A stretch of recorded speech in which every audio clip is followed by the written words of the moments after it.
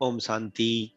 आज का अव्यक्त महावाक्य 7 दिसंबर सन 1979 से लिया गया है, जिसका शीर्षक है सर्व रिश्तों को समाप्त कर फरिश्ता बनो। पार्टियों के साथ महाराष्ट्र जोन। संगम युग है, वरदानी युग। इस समय अपने को वरदानों से संपन्न करो।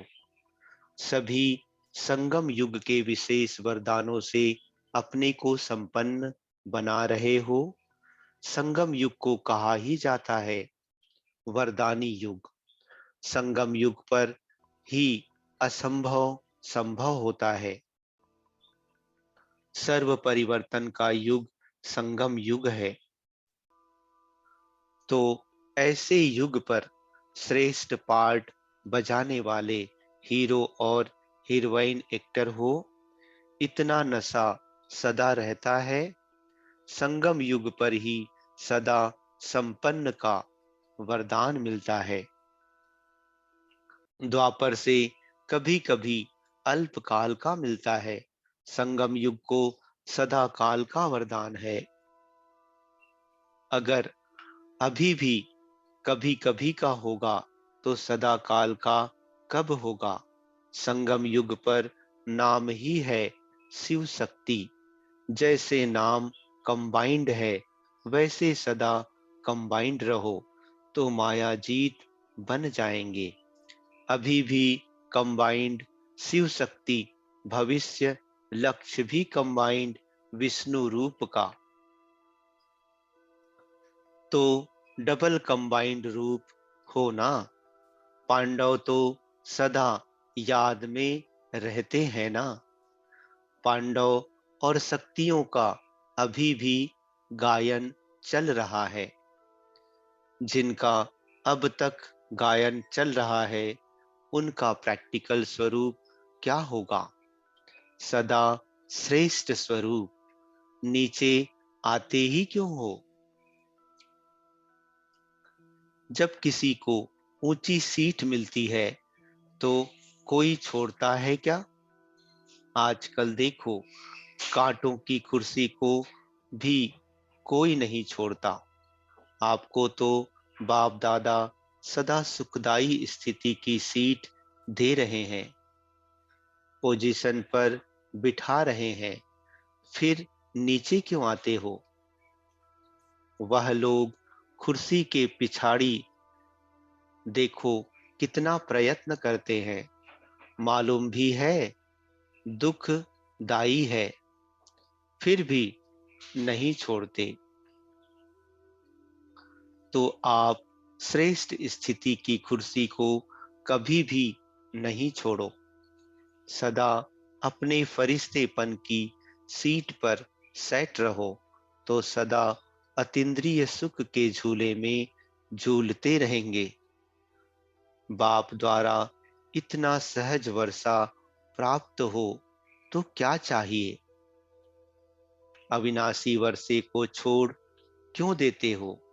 सिर्फ एक ही सहज बात तो याद करनी है, हम बाप के और बाप हमारा। इसी एक बात में सब समाया हुआ है। यह है बीज। बीज को पकड़ना तो सहज होता है ना।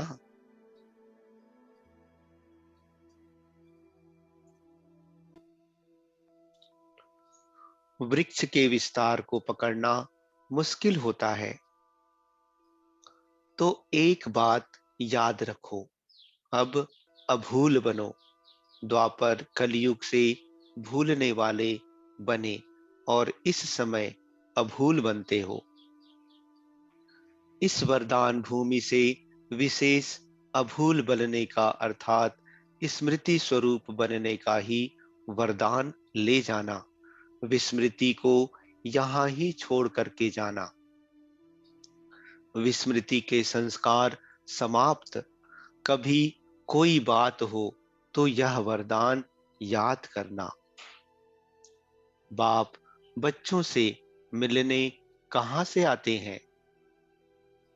अगर बच्चों को आना पड़ता है तो बाप को भी आना पड़ता है ना। आप तो इसी साकारी लोक से आते हो।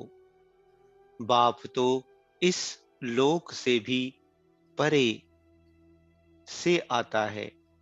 बाप का स्नेह बच्चों के साथ सदा है। सदा बच्चों की याद ही बाप को रहती है। और कोई काम है क्या बाप को?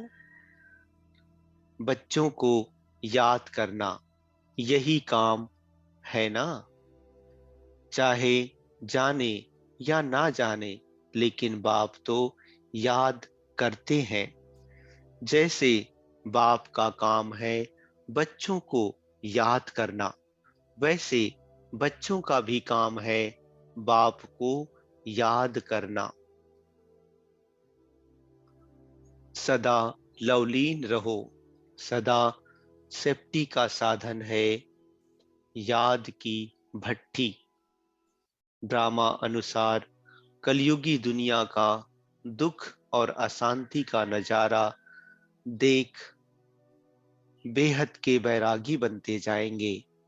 कुछ भी होता है अपनी सदा चढ़ती कला हो। दुनिया के लिए हाहाकार है और आपके लिए जय जयकार है। आप जानते हो यह दुनिया हाहाकार होने वाली है। हाहाकार होना अर्थात जाना।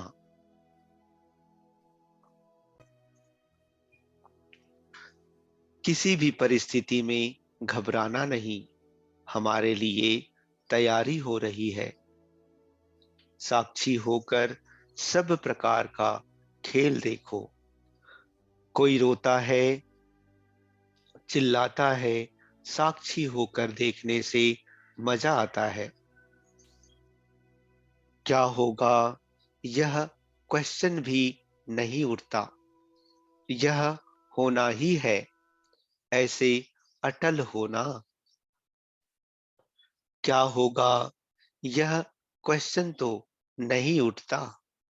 अनेक बार यह सब हलचल देखी है और अब भी देख रहे हो। क्या भी हो दुनिया में, लेकिन याद की भट्टी में रहने वाले सदा सेफ रहते हैं। सभी सदा फरिश्तों के समान डबल लाइट स्थिति में स्थित रहते हो। फरिश्तों का जो गायन है वह हमारा गायन है, ऐसे अनुभव करते हो। इस पुरानी देह में रहते देह के भान से न्यारे, इसको कहते हैं फरिश्ता जीवन।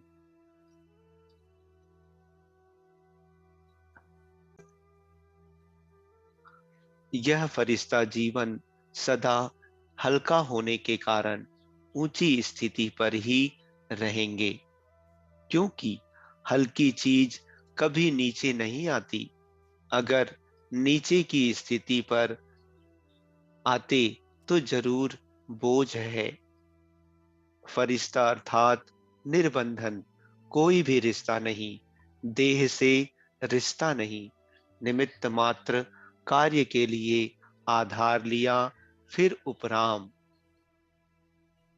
अच्छा, ओम शांति।